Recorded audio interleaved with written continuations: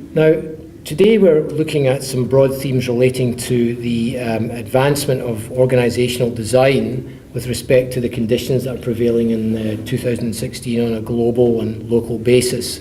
And we're looking at ways of bridging the gap between current practice, particularly as regards institutional and organisational design, and the sort of urgent demands that are now being made on these institutions and organisations globally.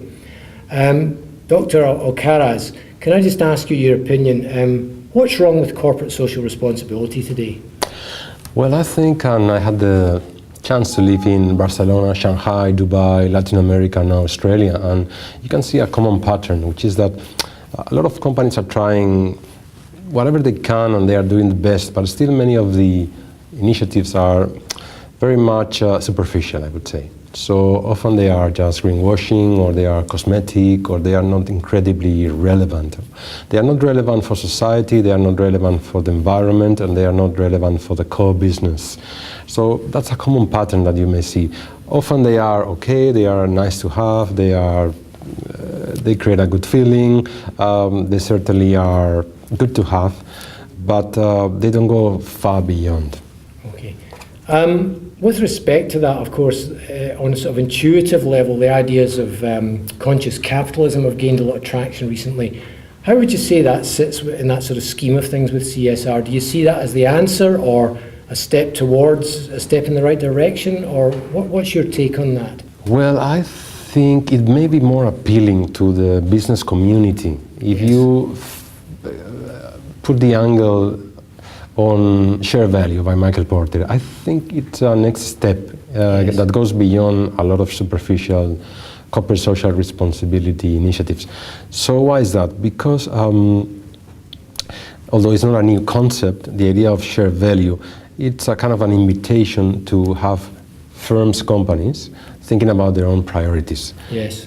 Social environmental priorities and their own priorities related to the core business. So in aligning our efforts on the social or environmental level to the core business of the firm, you may find that companies may prioritize initiatives on the social or environmental level that are very much aligned to the company, so that you create a more of a win-win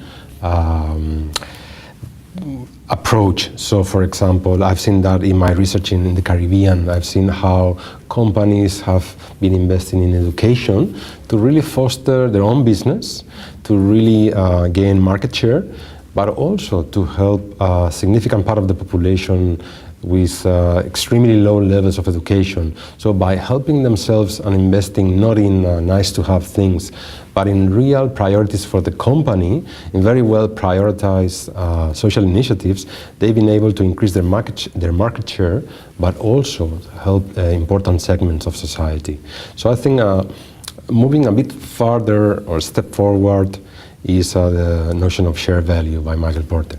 Right. So obviously Porter has been massively influential over the last 25 years in his market forces model and so on.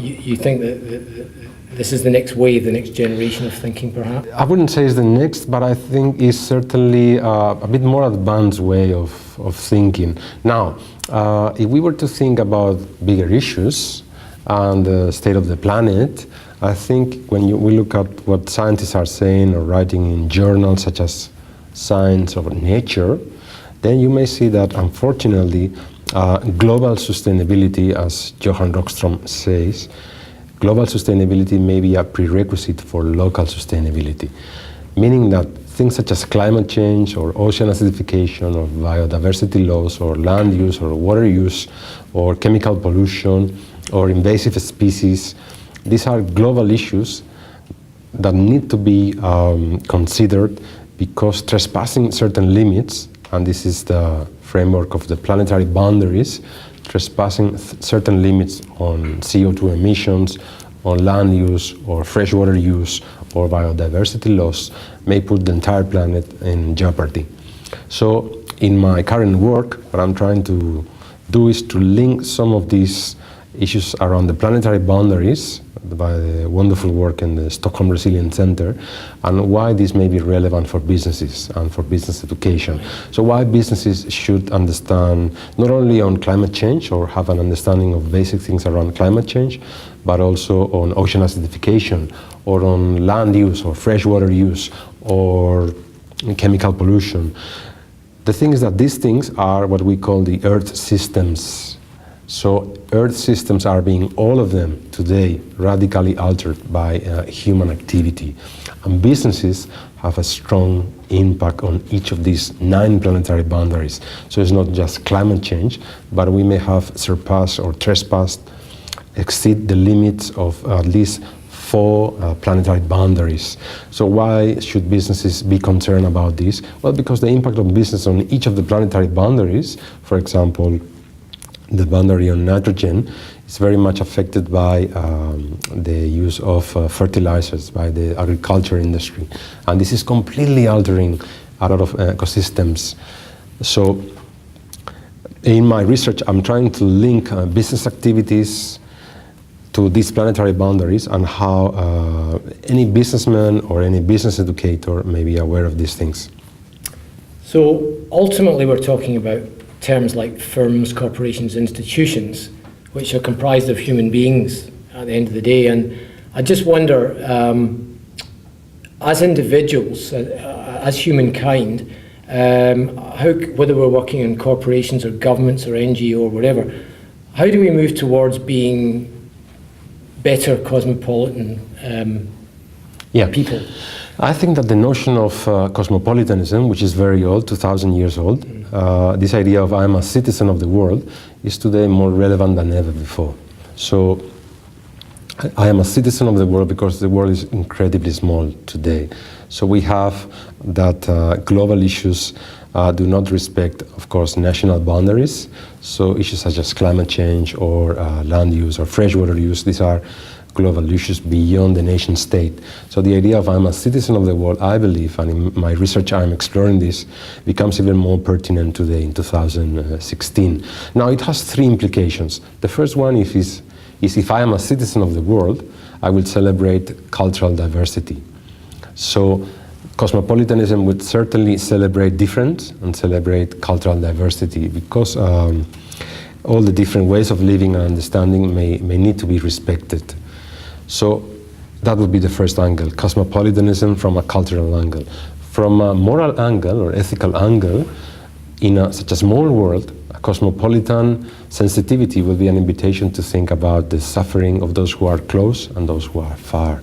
So because if you look, for example, your supermarket trolley, your supermarket or the food that you buy in your supermarket comfortably here in Australia, it comes from all over the world. So you can see that it can be traced to, for example, loss of forest or loss of jungle or loss of tropical forest in Borneo or Malaysia.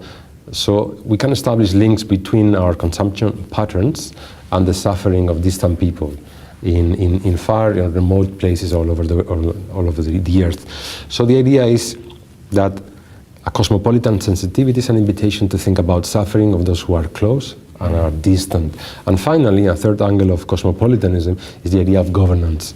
So our global institutions, whether the UN or the World Bank or others, may not be at all sufficient or adequate for the global issues and challenges that we face. So a cosmopolitan spirit would be an invitation to think of what are the kind of institutions that we need, what are the kind of alliances between the private businesses and governments, NGOs and other organizations. What are the kind of alliances, what are the kinds of regimes of governance. So this leads businesses as an important part, hopefully, of the solution.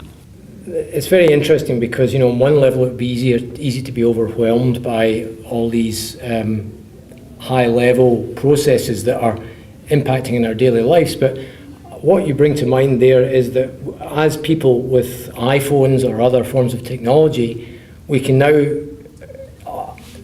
basically day-to-day in the supermarket or at home, if we're looking at global maps, get a sense of how the meta attaches to the micro, so our micro actions and decisions in the supermarket or wherever we may shop, and how that relates back to the bigger picture of global boundaries. There's an amazing kind of confluence between these two areas that's made possible by technology. So does that make you in any way more optimistic than you might have been 10 years ago about the prospects for cosmopolitanism? Or not sure if more optimistic, but I think it at least gives us the urgency to understand the responsibility that we have.